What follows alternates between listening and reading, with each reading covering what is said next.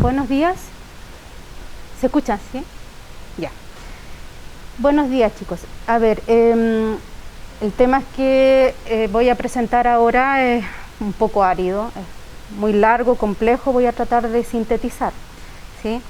El tema es sepsis en el quemado, shock séptico versus SIRS, porque finalmente el paciente quemado, recuerden que pasa dos procesos durante su evolución clínica.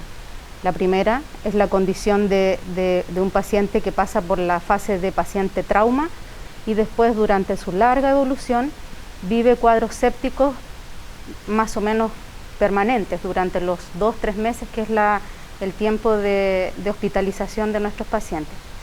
Entonces, traté de hacer un poco tomando algunos datos de lo que ustedes ya escucharon en la charla mía de ayer.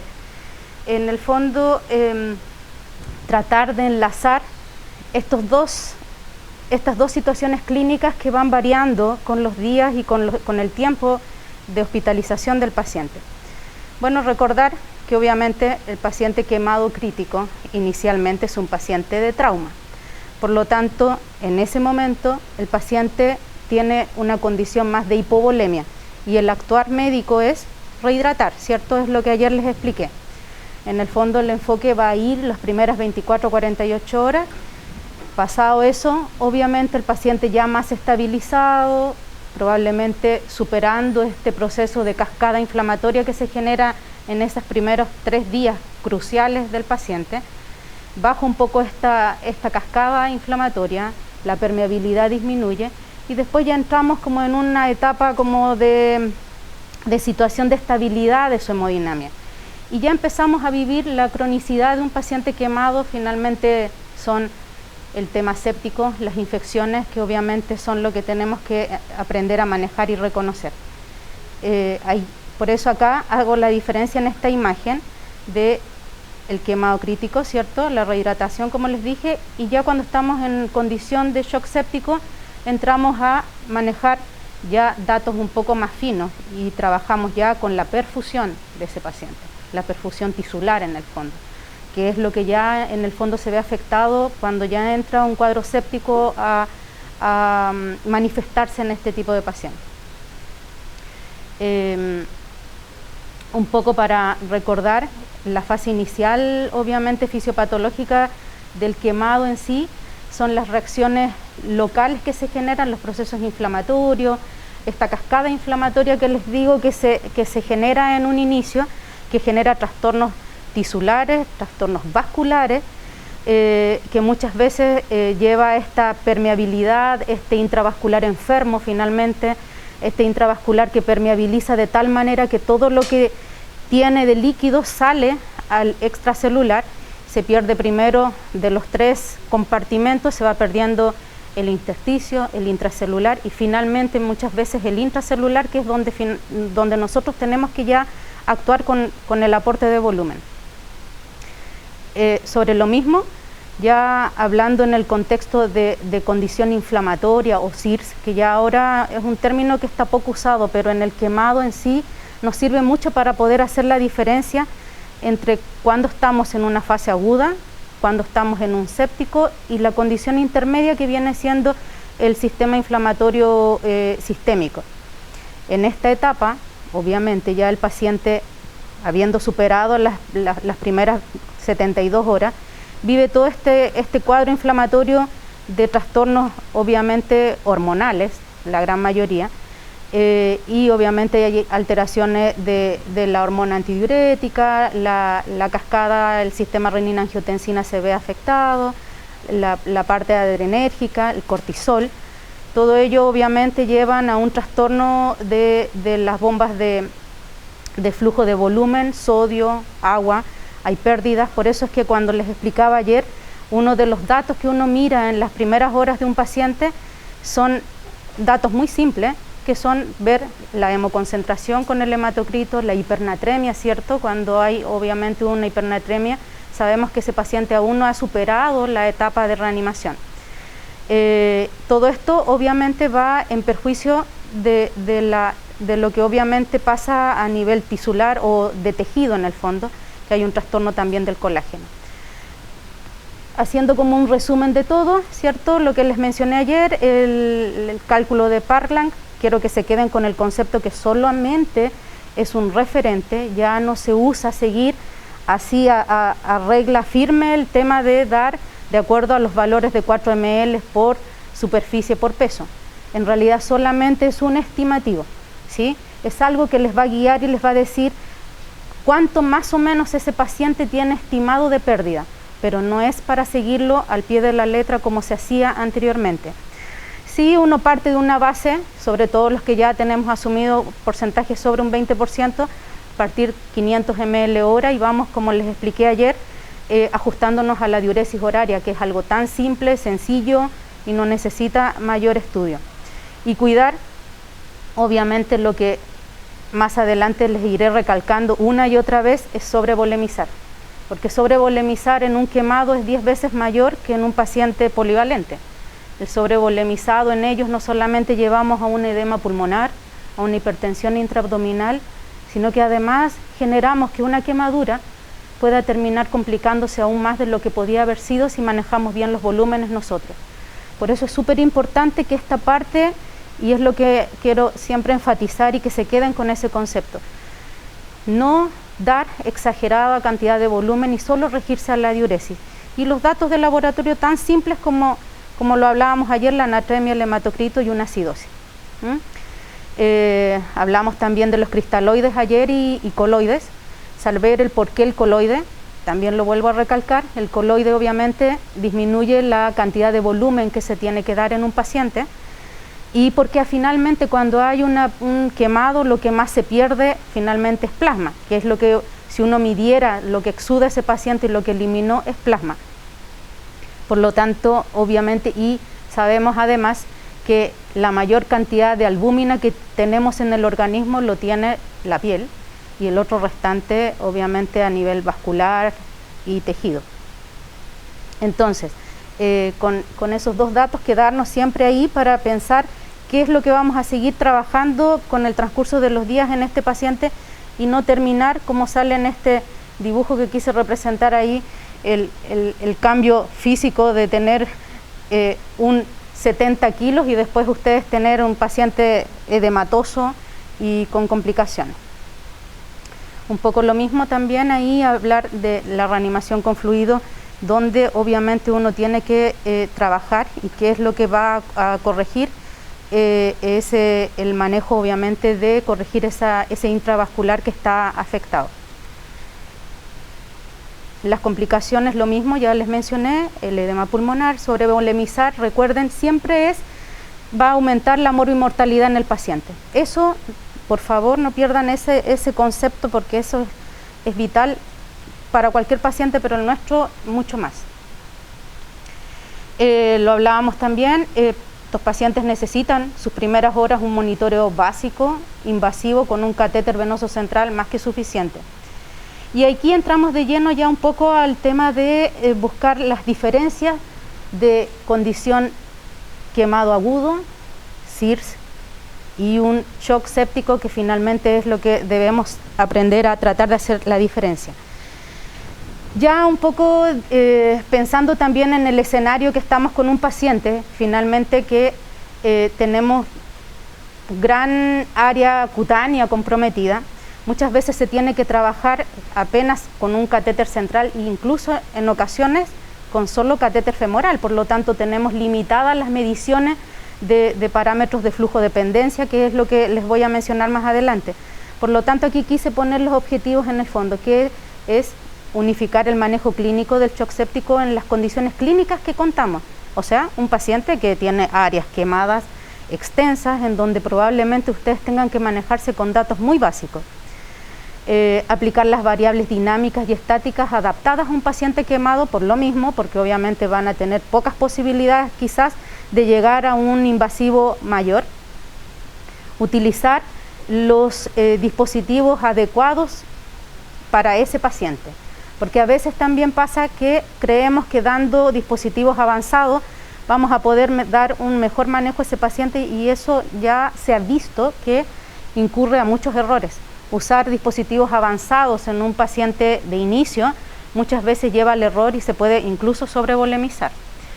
El conocimiento de lo que contamos, saber con qué cuentan ustedes. Todos los hospitales no tienen todos los dispositivos que se requieren. Hay lugares en donde a veces solo se cuenta con PAICO, otros no se cuenta solo con catéter de arteria pulmonar. Saber qué es lo que se tiene y saberlos usar, porque es distinto tener los insumos y no tener el conocimiento de ellos.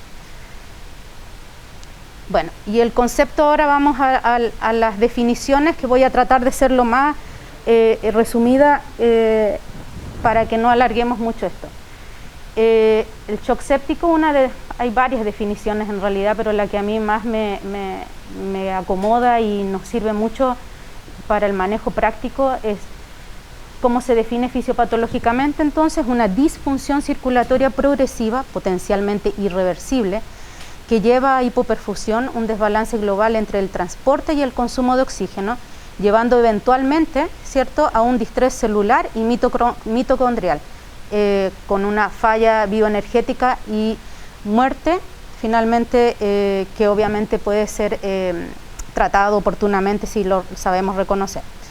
En la condición en la que el sistema cardiovascular falla para el transporte suficiente de oxígeno para que las células mantengan un consumo normal y su funcionamiento metabólico normal.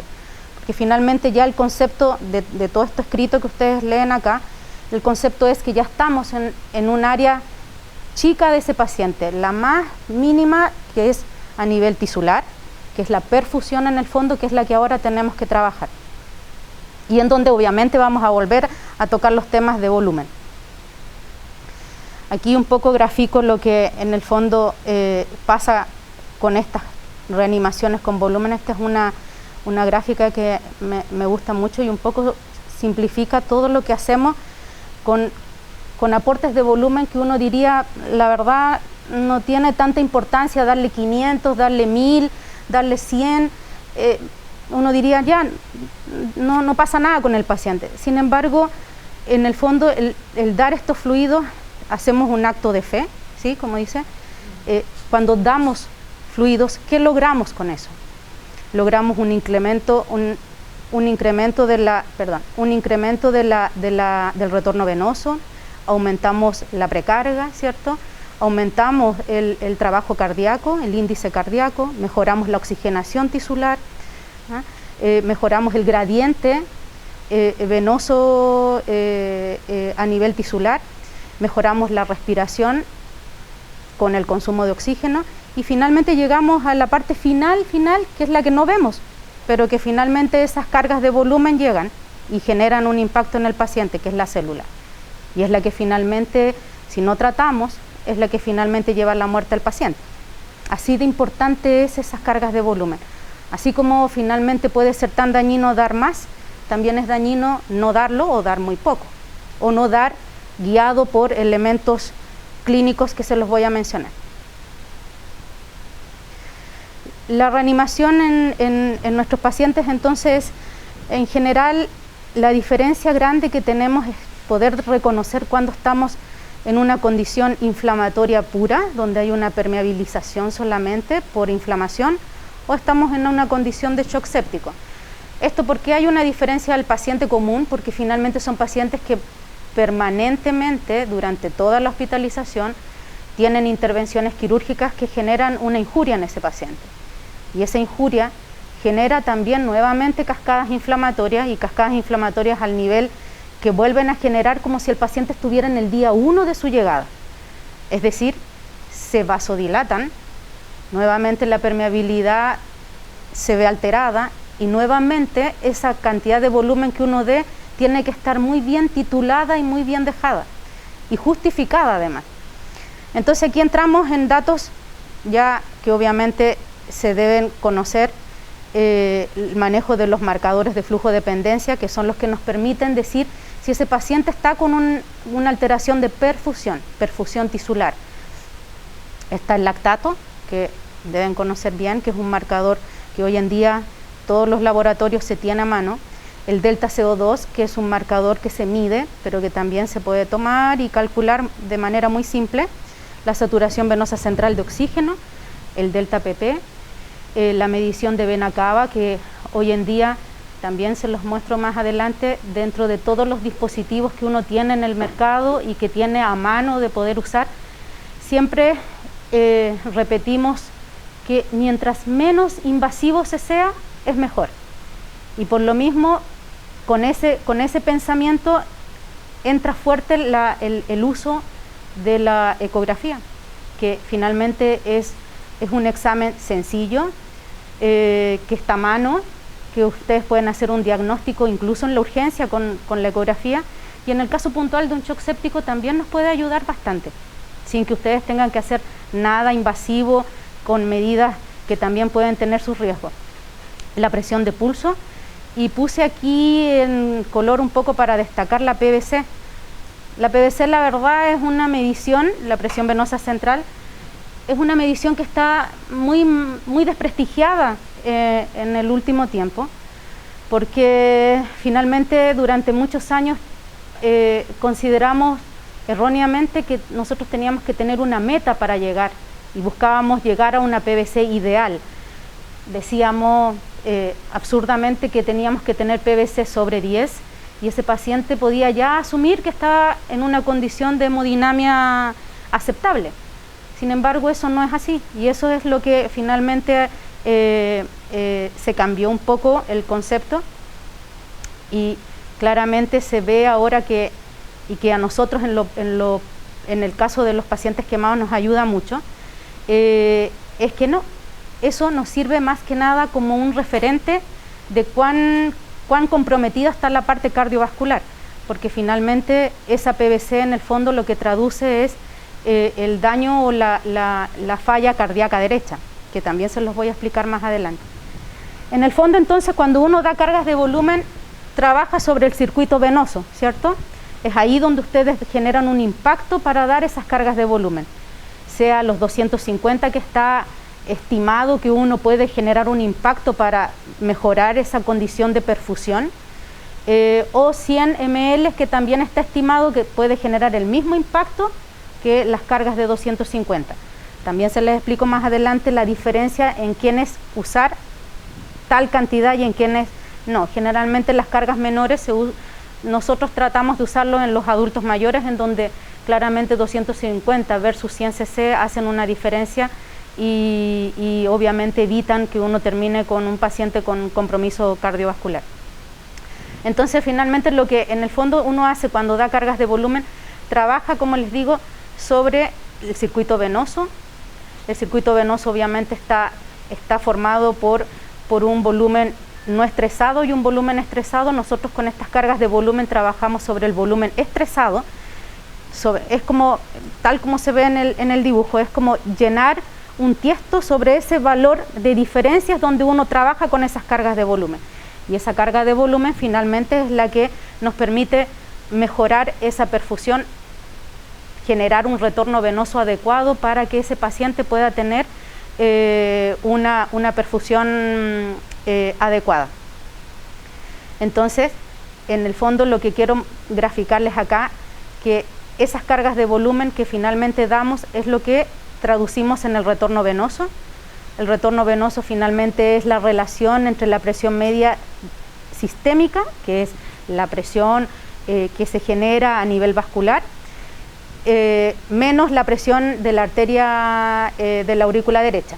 esa diferencia, ese delta, siempre tiene que estar en positivo. Si finalmente, y ahí es donde pesa mucho la PVC. La PVC, en el fondo, es un marcador de ver si hay un problema cardíaco para nosotros hoy en día. ¿Por qué nos es de utilidad? Porque finalmente ese nos va a guiar cuán enfermo está ese corazón y hasta dónde dar esas cargas de volumen. ¿Se entiende? Entonces, por lo menos teniendo ese concepto, vamos a ir avanzando con las siguientes gráficas. Pero para que más o menos entiendan el trabajo, el manejo de reanimación, obviamente lo hacemos con este pensamiento fisiopatológico. Y empezamos con los marcadores, para ir conociendo un poco cada uno de ellos bien corto y preciso. El lactato, ¿cierto?, es un marcador de hipoperfusión tisular, se produce por el metabolismo de la glucosa. La elevación de él es un marcador de mortalidad. Ahora hay que también tener siempre claro que el lactato, si bien es un marcador que obviamente se genera por el metabolismo de la glucosa, también pueden haber lactatos hipóxicos y no hipóxicos. También ustedes pueden encontrar un lactato elevado, por ejemplo, en un paciente que pueda tener una falla hepática y no necesariamente estar en un contexto de shock.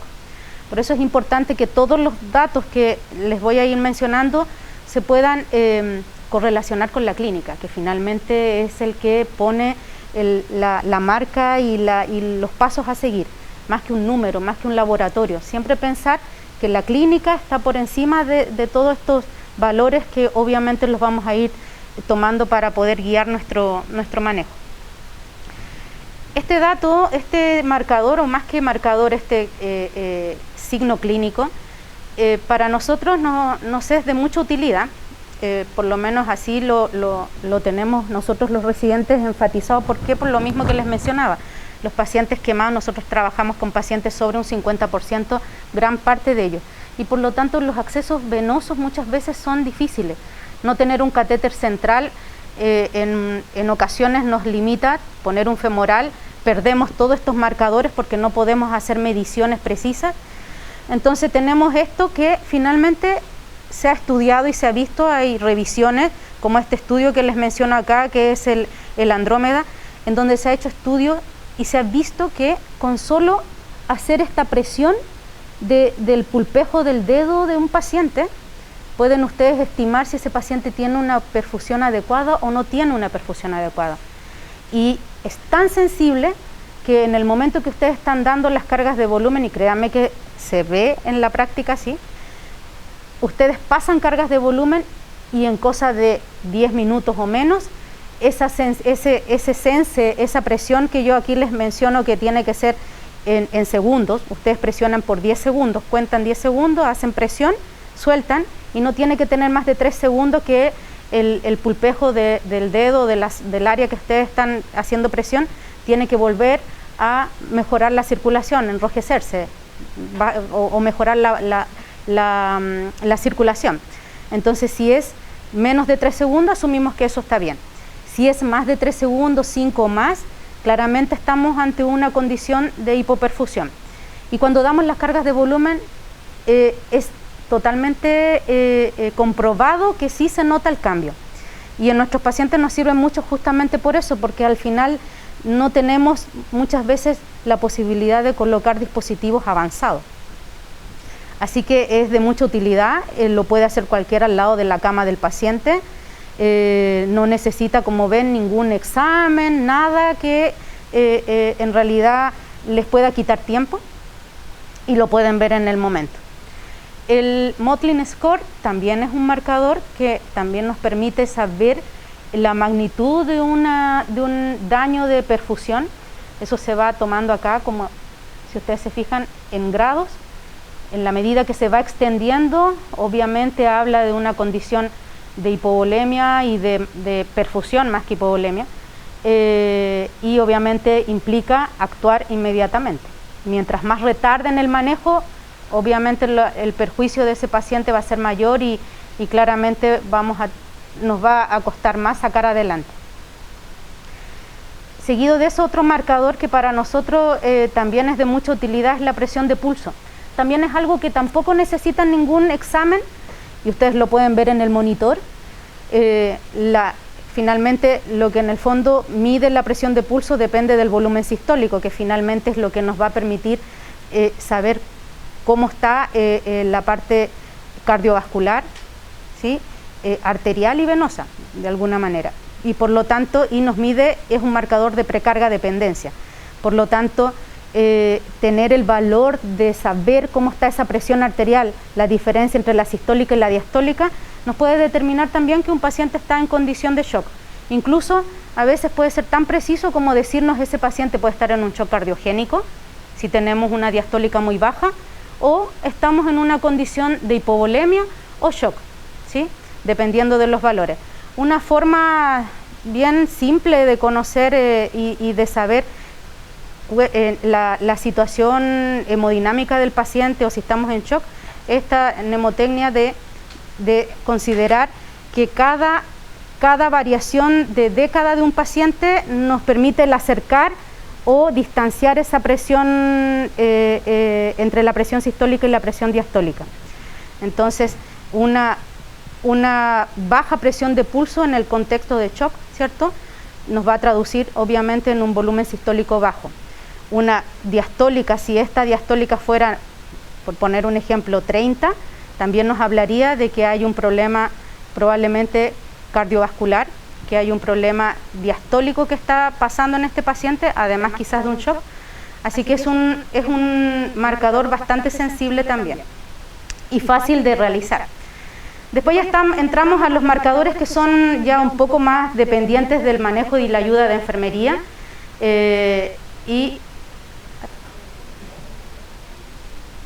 Ya, estábamos entonces en la presión de pulso, ¿cierto? Que era una forma de medir sencilla al lado de la cama del paciente, ¿cierto?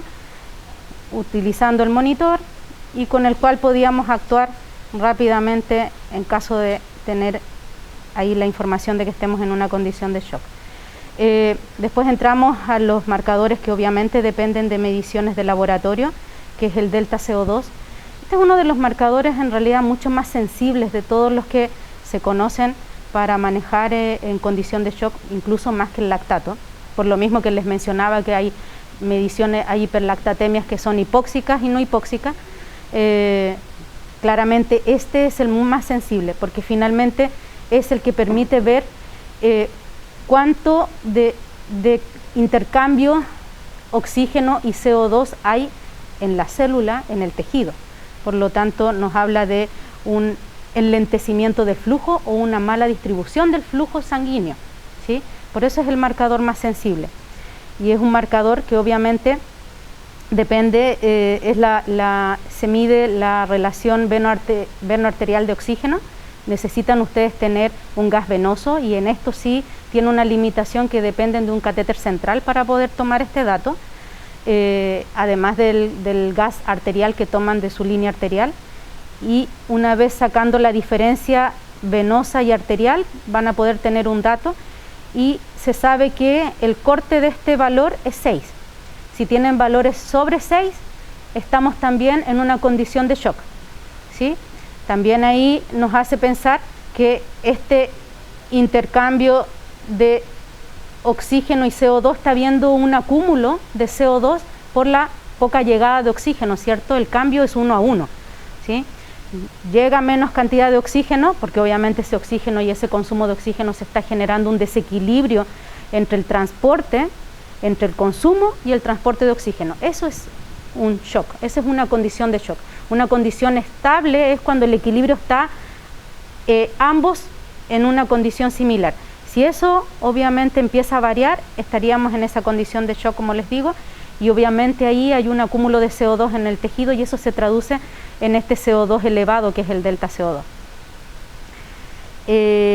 Y obviamente nos habla de un flujo enlentecido, que la distribución de este está siendo irregular, porque obviamente se está priorizando probablemente órganos blancos para poder ayudar a que ese flujo sanguíneo, ese flujo que tiene que llegar al corazón funcione y por lo tanto áreas más distales se empiezan a disminuir para poder ayudar a la parte cardiovascular. Otro marcador importante es la saturación venosa de oxígeno, que también se obtiene a través de la medición de este gas venoso que se toma en el catéter central. Este es un marcador también que nos habla del consumo de oxígeno y de este desequilibrio, como les digo, y la relación obviamente que se da con este marcador de flujo de dependencia es, si este está bajo, uno asume que hay un gasto cardíaco bajo. Los valores que están estimados de la saturación venosa central de oxígeno tiene que ser mayor a 70%.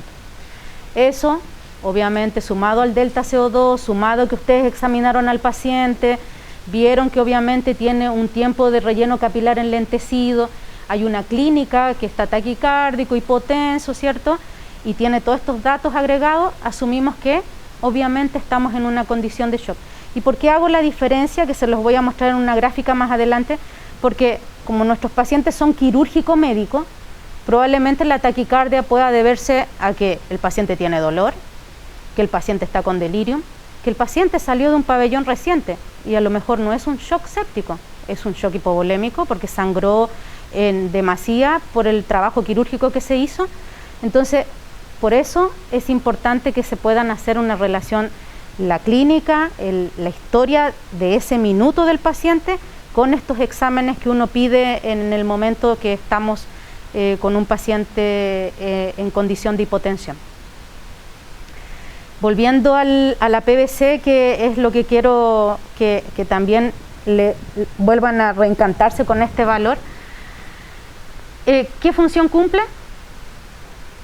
Como les explicaba, obviamente es un marcador indirecto de un gasto cardíaco adecuado o no adecuado, porque finalmente nos da un referente de cómo está esa precarga, que es donde finalmente cuando damos cargas de volumen trabajamos en el área venosa, como les expliqué hace un rato, y obviamente ese gasto cardíaco se relaciona mucho con esta presión venosa central que se mide obviamente teniendo un catéter. Eso siempre tienen que tener claro, tiene que ser un catéter venoso central ubicado adecuadamente a la altura de la cava, para que puedan tener también un dato que sea fidedigno.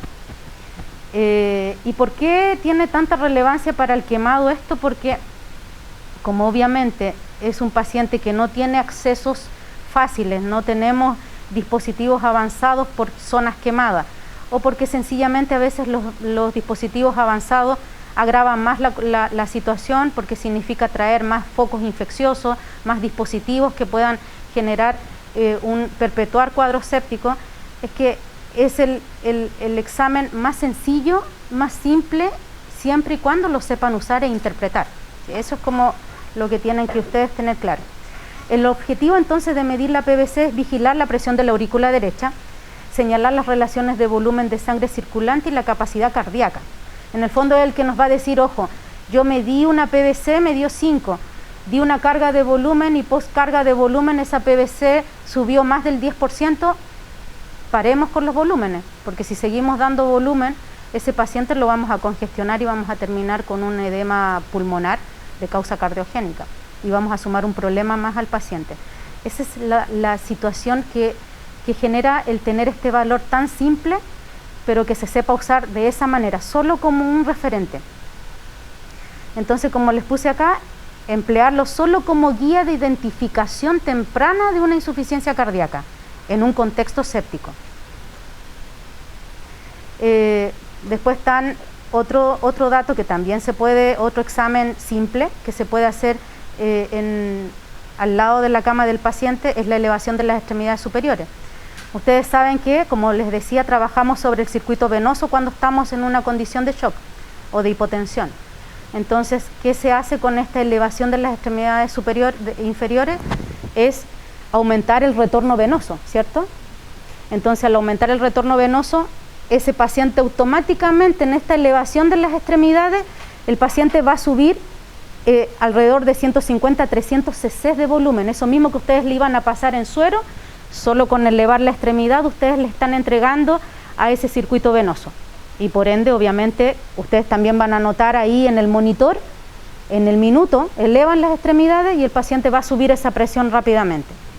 Ahora, esto también, ojo que pasa muchas veces que queda como con el concepto de que ese examen simple se tiene que quedar el paciente todo el rato así, no, es un medidor que te permite actuar en el minuto, después ustedes pueden retomar la posición normal.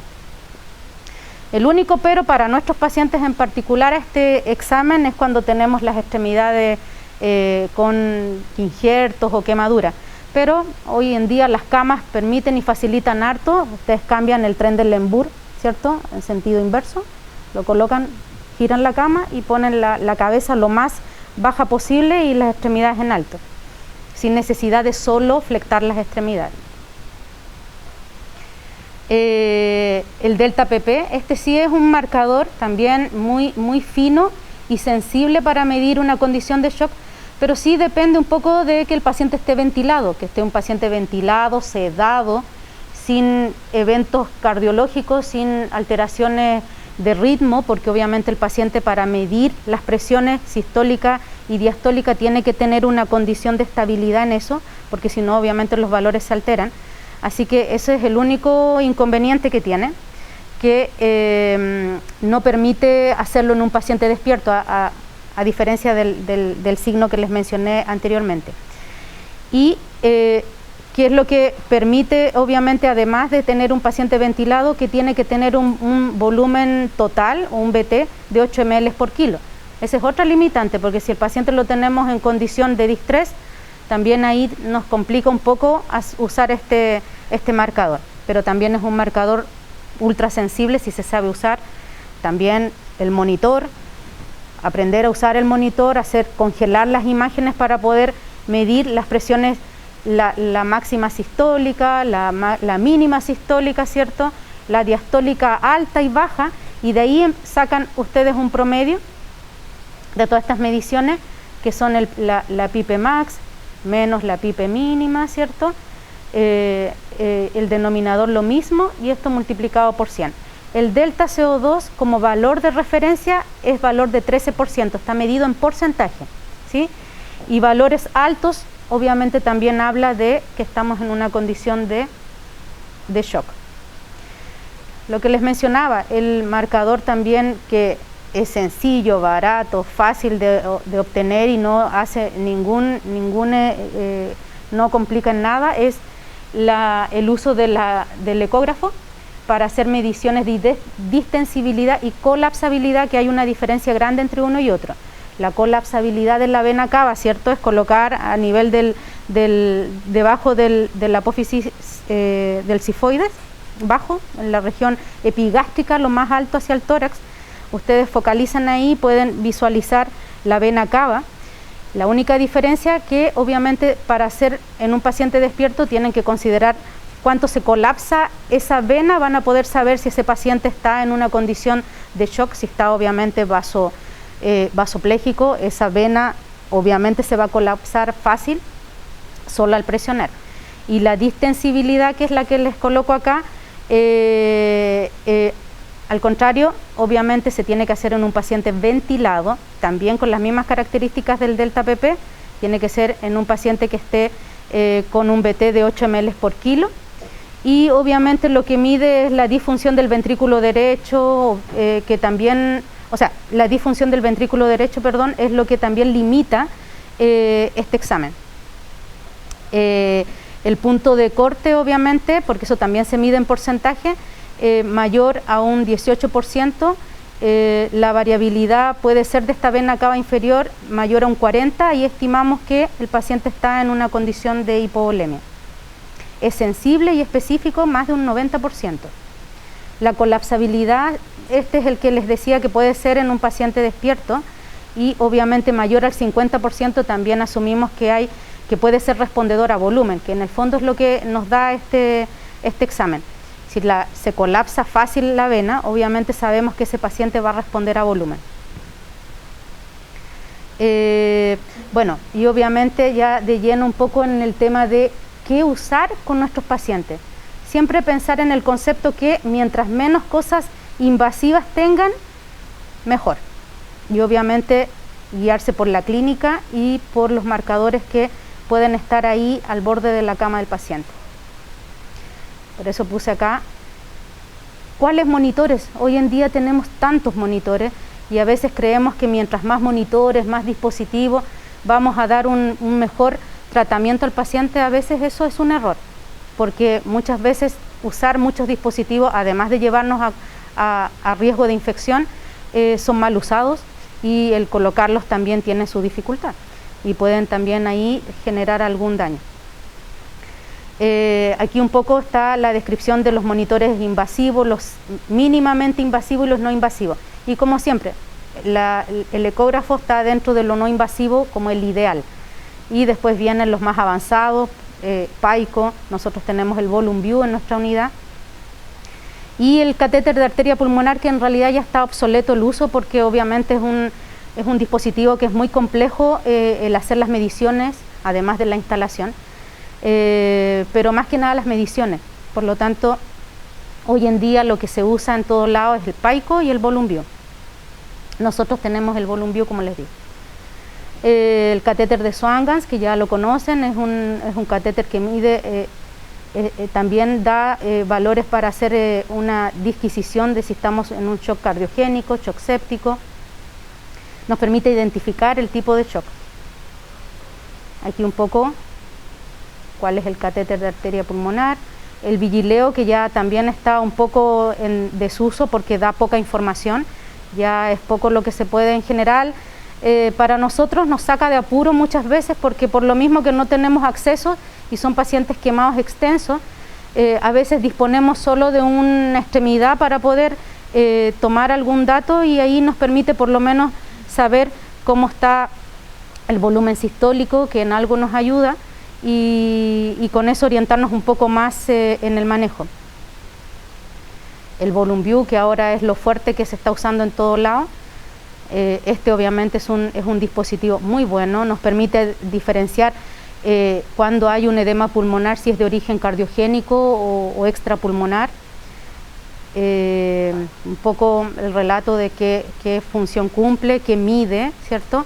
Gasto cardíaco, volumen sistólico, las resistencias, el ELWI, que es la medición del agua pulmonar, saber cuándo nos permite dar los valores de si es agua pulmonar vascular por permeabilidad o es por causa cardiogénica. Lo mismo. Ahí les puse, bueno, lo que miden en los parámetros hemodinámicos, los volumétricos, ¿cierto? La aplicación, ¿sí? Obviamente para poder dar una mejor guía de la condición de shock.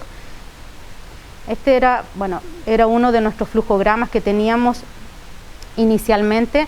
A ver, nosotros en esto de tratar de buscar adaptar un manejo de un paciente séptico a la condición de un quemado, hicimos como este inicio así de flujograma, pero después ya se afinó, arreglamos algunos datos y incluimos otros, y finalmente quedamos con este, que se ve harta información acá, un poco enredada, pero se las explico al tiro. Tratamos de hacer una guía, más o menos un flujograma que nos permita orientar cuando estamos, como les dije en algún momento, en una condición de un paciente que está con una taquicardia, con una hipotensión por causa que salió de pabellón y lo tenemos en box en esa condición, y no es un shock séptico, sino es una hipovolemia. Entonces empezamos como a buscar alternativas, y también pensado en que tampoco tenemos acceso venoso, y por ende obviamente la PVC la tomamos fuertemente como un marcador para nosotros de primera línea. Entonces acá tenemos, con esto termino.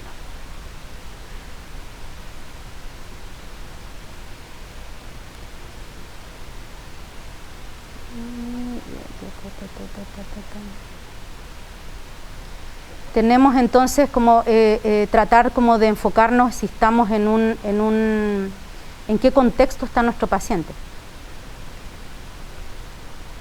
Entonces tenemos paciente, ¿cierto? Tenemos en una condición de taquicardia y hipotensión, a veces solo hipotensión, ambas.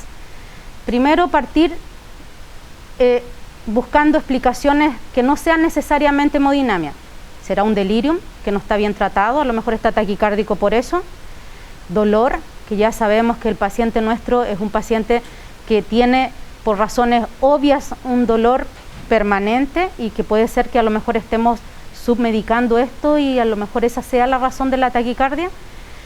Una sedación insuficiente también puede ser un causal, o una anemia aguda, que finalmente también nos hace pensar que quizás ese paciente, en lugar de aportar volumen, necesite recibir transfusión, por ejemplo.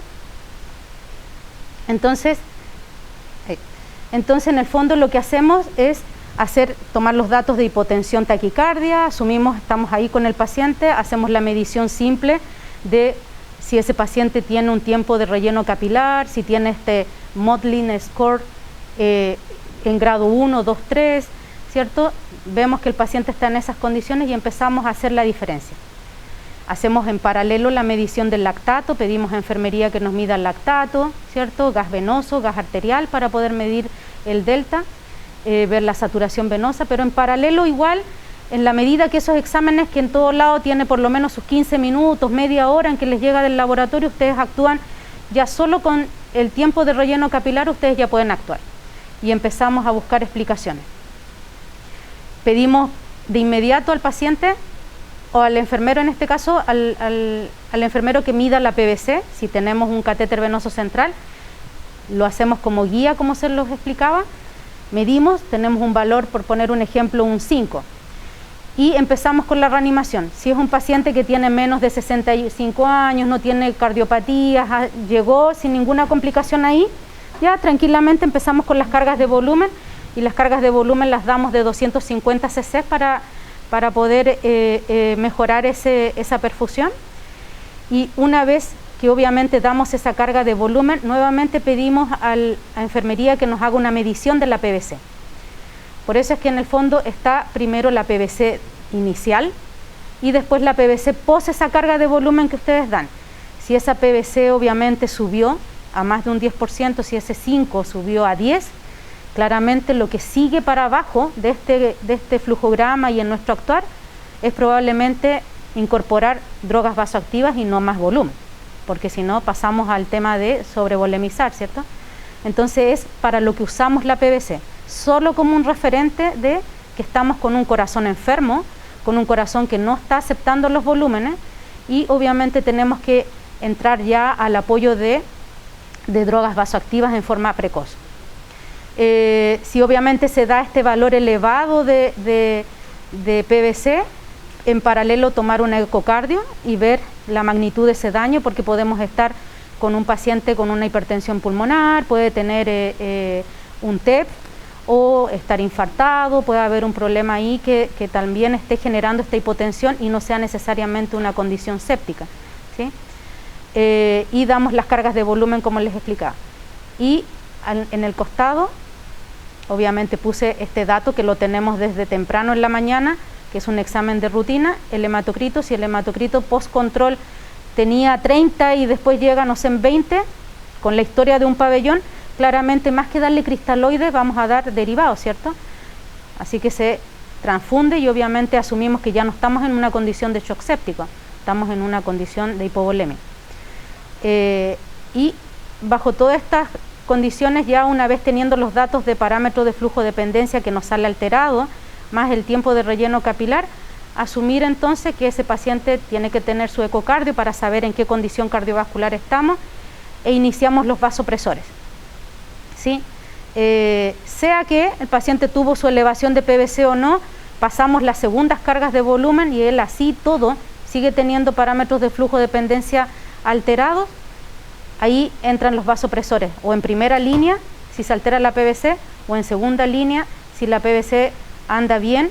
Ya obviamente no vamos a seguir dando carga tras carga, se dan 2 cargas nada más y después se maneja con vasopresores. Logramos estabilizar al paciente, ¿sí? Hacemos un control nuevamente. Si el control de los parámetros sale normal, bien, nos quedamos tranquilos con eso, estabilizamos al paciente, no seguimos con cargas de volumen. Pero si no, obviamente ya con una ecocardio, con la información de un ecocardio y los valores de drogas vasoactivas elevadas sobre 0,2, vemos el incorporar un inótropo, porque probablemente el paciente ya ha sumado a lo séptico, probablemente hay una condición cardiogénica que está generando una complicación.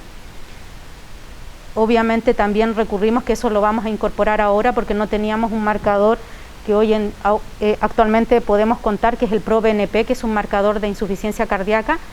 Así que con esos datos ya vemos en qué momento dejamos de dar volumen, entran los vasoactivos. Si los vasoactivos ya llegan a un valor de 0,2 a 0,3 y tenemos una ecocardio alterada, incorporamos los inótropos, ¿sí? Y obviamente ya con los inótropos más los vasoactivos, ahí podemos considerar recién, miren todo lo que pasamos, todo lo que les conté, para considerar recién el usar un monitoreo avanzado, o sea, PAICO, o sea, Swan-Ganz y todo lo que podamos tener en nuestra unidad. Y obviamente hacer los controles periódicos y ver en forma cada 6 horas, cada 4 horas, tomar los exámenes para poder lograr estabilizar al paciente. Eso es, chicos.